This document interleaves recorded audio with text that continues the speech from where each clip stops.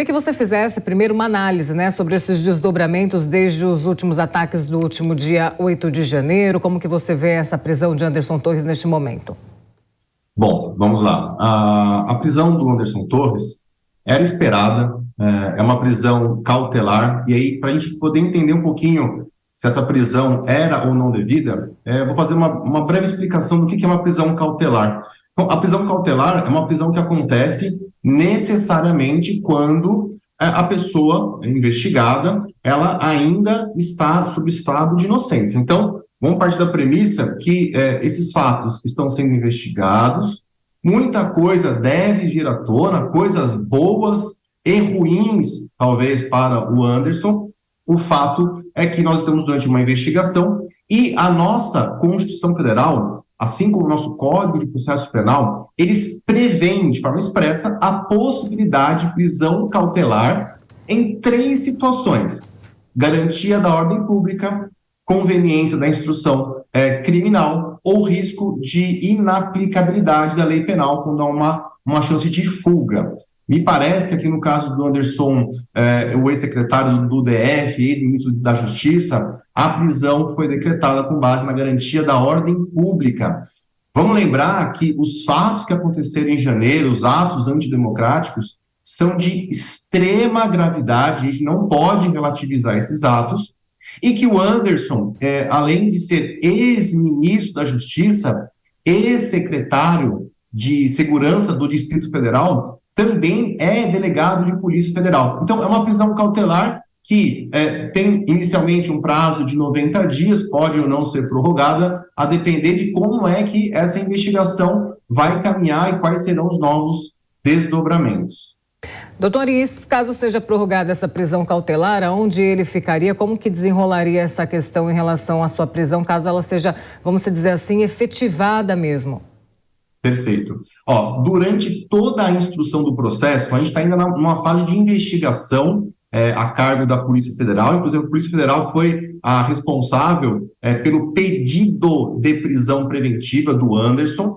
Após essa fase inicial de investigação, que a gente chama de fase pré-processual, deve haver, então, a formalização de uma denúncia formal pelo Ministério Público Federal, e aí, então, a gente vai ter a instrução processual para, ao final dessa instrução processual, se confirmados esses fatos, confirmada essa responsabilidade, a gente ter, então, efetivamente, a efetivação da prisão do Anderson. Até lá, então, durante toda a fase de investigação, toda a fase processual, a gente vai ter, então, a possibilidade de uma prisão cautelar aqui na figura da medida da prisão preventiva. Ela pode ser renovada a depender dos novos fatos. A tendência, acredito que a tendência é de que ela não seja renovada. Por quê?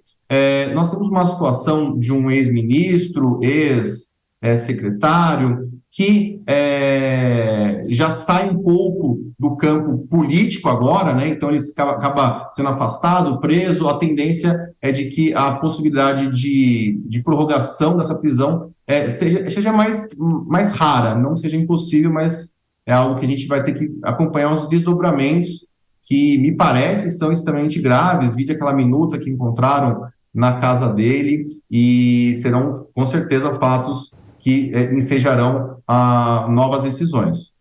A gente viu, doutora Berenice, falar um pouquinho em relação aos crimes que foram cometidos aí pelo Anderson Torres mesmo, mas eu queria saber de você a sua opinião, quais serão os crimes que ele deve responder a partir de agora? Você falou sobre essa efetividade da sua prisão, a gente não sabe se deve perdurar aí durante 30 dias ou ir além, mas quais são os crimes reais ali que ele deve responder? Bom, vamos lá. Inclusive, faço aqui uma crítica ao decreto de prisão do ministro Alexandre de Moraes, porque ele fala no termo terrorismo e, efetivamente, não vejo aqui a prática de atos de terrorismo. Por quê? A nossa lei brasileira, quando ela prevê o crime de terrorismo, ela prevê expressamente que esses atos sejam motivados por xenofobia, questões raciais, questões de problemas com nacionalidade, por exemplo, e não me parece ser o caso aqui. Então, a gente descarta de pronto a questão do terrorismo. Não sei se foi uma palavra mal empregada, mas tecnicamente não se trata de terrorismo. O que a gente tem aqui é uma tentativa de golpe de Estado, que é tipificada na lei penal, inclusive uma lei recente, de 2021, a lei que alterou o Código Penal, revogou a anterior Lei de Segurança Nacional, que era uma lei que vinha lá como resquício da ditadura, e nessa lei de 2021, a gente tem a previsão do crime, está lá no artigo 359-M do Código Penal, que é o crime de golpe de Estado, que é a tentativa de golpe de Estado, um crime com pena grave, a pena vai até 12 anos de prisão, e temos também a possibilidade aqui de prevaricação. E essa hipótese da prevaricação, ela ganhou força após o cumprimento do mandado de busca e apreensão na casa do Anderson, onde se descobriu uma suposta minuta que conteria ali um ato golpista, e nós temos duas possibilidades aqui. Ou a minuta foi elaborada pelo Anderson Torres, e aí a gente teria uma confirmação, um elemento de prova ainda maior para balizar uma condenação pelo crime de tentativa de golpe de Estado, ou ao menos o crime de prevaricação, já que ele recebeu esse documento de quem quer que fosse, deveria ter então tomado as medidas que lhe competiam. Perfeito, então temos essa minuta, nós temos também o celular de Anderson Torres que foi deixado nos Estados Unidos. Para você tudo isso deve ser, são indícios robustos ali para que essa prisão seja efetivada? Eu acho que a prisão ela tem os seus motivos processuais. É claro que quando a gente fala de processo penal, principalmente no âmbito acadêmico, e muita gente vai falar disso, a gente estuda e a gente defende que a prisão é o último instrumento, existem outras medidas cautelares diversas da prisão que poderiam ser adotadas, uma delas inclusive já foi adotada, que é o afastamento do cargo, mas o fato é que nós temos uma tradição no processo penal brasileiro de que seja, então, decretada a prisão preventiva nesses casos onde há uma necessidade de garantia da ordem pública. Vamos lembrar que são fatos ainda que estão em fase embrionária de investigação, então muita coisa vai surgir, então, tanto para o bem como eventualmente para o mal, e aí eu entendo que existem motivos suficientes que ensejam neste momento, deixa bem claro, a prisão do Anderson. Claro que essa investigação ela tem que avançar, de preferência de forma rápida, para que a gente possa, então, entender de uma forma mais balizada, mais fundamentada, se há ou não a necessidade de manter a prisão dele até o final da instrução processual, que aí pode demorar um tempo. Eu realmente entendo que não haveria a necessidade de perpetuar essa prisão até o final do processo, pelas informações que a gente tem até o momento. Tá bom? Então, resta agora aguardar a investigação e a gente vai entender. A prisão preventiva ela tem uma previsão de ser reavaliada, uma previsão expressa do pacote anticrime, de ser reavaliada em 90 dias. Então, em 90 dias, obrigatoriamente, ela tem que ser reavaliada e pode ser revogada ou pode ser decretada a sua continuidade. Essa investigação vai continuar sendo feita de fato em relação a Anderson Torres, doutor, mas aí a questão é a seguinte: caso a gente tire essa peça, né, desse xadrez, Anderson Torres fique de lado, na sua opinião, há um outro personagem que teria incitado esses atos aí no último dia 8 de janeiro? Temos muitos personagens, aparentemente. É claro que a gente fala tudo aqui em tese, né? Segundo as informações que são repassadas pela imprensa, pelo que a gente vê na mídia em geral. Mas, sim, temos muitas pessoas provavelmente envolvidas nesses atos.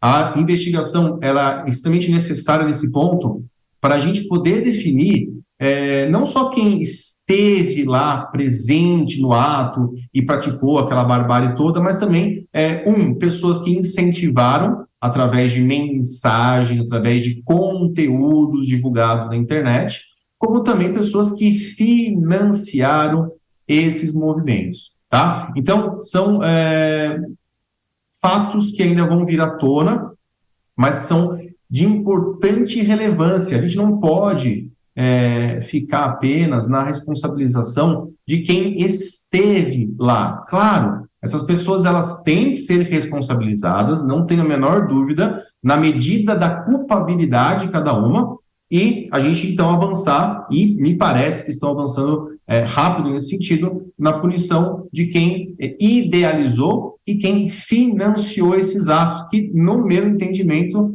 são os maiores responsáveis pelo que aconteceu. E há um filtro também, né, doutor, que precisa ser feito em relação àqueles que estavam ali apenas se manifestando e aqueles que depredaram, aqueles que fizeram os ataques de forma, enfim, quebrando tudo, são os vândalos. Então precisa também ser feito esse filtro, né, para que as pessoas corretas sejam responsabilizadas e aquelas que estavam ali apenas se manifestando de forma pacífica acabem ficando por trás disso, né, acabem não respondendo por esses atos, né? Com certeza. Isso que você falou é de relevância fundamental. Por quê? Na mesma medida em que nós, óbvio, queremos, buscamos, almejamos a punição dos responsáveis, é preciso que as instituições, nesse momento, tenham cuidado, sigam o devido processo legal, sigam as normas processuais, para que no futuro nós não tenhamos, de um lado, pessoas condenadas sem responsabilidade efetiva. Vamos lembrar que manifestar-se não é crime, não deve ser crime e a gente não pode considerar como crime. Por mais absurdo que possa parecer ou não, isso aí vai do foro íntimo de cada um. Então tem que haver a individualização das condutas e a gente tem bastante material, inclusive muitos dos que fizeram os atos vandalizadores ali, eles filmaram, postaram, então há uma possibilidade efetiva de punição de quem realmente praticou a conduta e na mesma medida a gente tem que tomar cuidado para que o processo penal não seja usado como forma de vingança, uma forma de punição generalizada por uma questão ideológica. Isso a gente não pode permitir em nenhum grau, em nenhum momento, porque isso é também muito danoso para o Estado Democrático de Direito.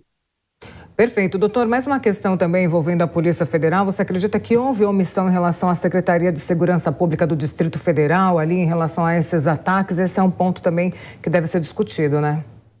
Com certeza. A mim me parece bastante evidenciado que houve uma omissão muito latente, muito cristalina da Polícia Militar do Distrito Federal, na medida em que as imagens demonstram de forma clara que não houve uma contenção efetiva, não houve um plano de atuação, inclusive imagens de policiais escoltando manifestantes à Praça dos Três Poderes, permitindo, franqueando informações sobre acessos. Então, essas condutas que nós chamamos de omissivas e comissivas, são atos de deixar de fazer ou fazer, elas revelam, sim, que por parte da Polícia Militar do DF há uma responsabilidade. E aí também a gente tem que definir de quem é a responsabilidade, porque vamos lembrar também que muitos policiais saíram lesionados, machucados, então eu vejo com bastante preocupação um movimento de descredibilização da instituição da polícia do DF. Isso também não deve ser permitido, não é bacana, não é bom que isso aconteça, porque existem pessoas valorosas, existiram policiais ali que lutaram na medida da sua capacidade, obviamente que não era muita, para conter aqueles vândalos, porém alguém há de ser responsabilizado. E aí, nessa toada, eu entendo que duas pessoas surgem ali como grandes responsáveis porque detém um dever de agir, que é, num primeiro momento, o comandante da Polícia Militar do DF e, claro, do senhor ex-secretário Anderson Torres, que estava no momento de transição de governo, manifestações gravíssimas, muitas pessoas chegando ao Distrito Federal, e ele tirou férias, saiu, inclusive as férias dele, se não me engano, começariam na segunda-feira, no dia posterior a esses atos antidemocráticos, e ele saiu de férias antes, foi para o mesmo estado, nos Estados Unidos, onde se encontra o ex-presidente Jair Bolsonaro. Então, são todos elementos, claro, estou falando aqui em tese, são elucubrações jurídicas, mas em tese são elementos que, com certeza, serão explorados pela Polícia Federal e também pela Procuradoria-Geral da República para imputar uma responsabilização penal, administrativa, tanto ao secretário Anderson Torres como ao comandante da Polícia Militar e, no segundo momento, inclusive, ao senhor governador do DF, também, Ibanez. Perfeito. Doutor, mais uma questão também agora envolvendo os aliados de Anderson Torres, porque fica essa dúvida, né? Como que eles devem se posicionar a partir de agora? Alguns deles vão se afastando, né? Essas peças vão se movendo aí.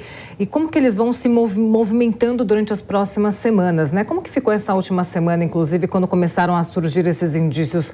Na sua opinião, esses aliados dele devem se afastar, devem se manter mais distantes? Ibanez Rocha, por exemplo?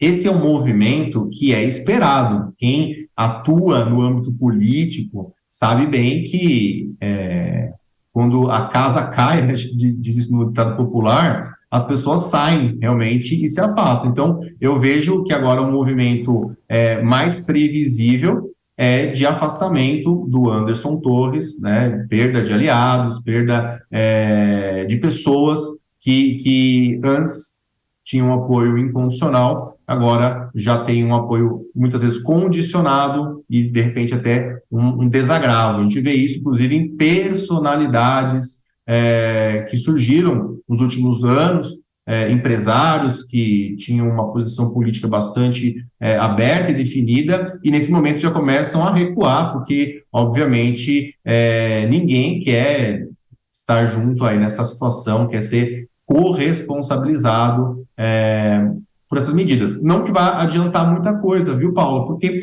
a investigação, ela atinge atos do passado, né? Então, a gente investiga atos do passado. Atos do futuro, a gente tem um ato de inteligência. Então, vamos entender ali o que pode acontecer daqui para frente, é um ato de inteligência policial. Agora, o ato do passado é investigado. Então, serão todos investigados, provavelmente muita informação vem sendo fornecida tanto por manifestantes como por pessoas que já foram presos, e aí a tendência é de afastamento, provavelmente afastamento. Nessas horas, o afastamento é mais previsível. É previsível. Nós aqui da Jovem Pan vamos continuar acompanhando e nós conversamos agora com o advogado criminalista Rafael Paiva. Doutor, muito obrigada pela sua participação aqui no Fast News deste domingo. Muito obrigado. Boa tarde.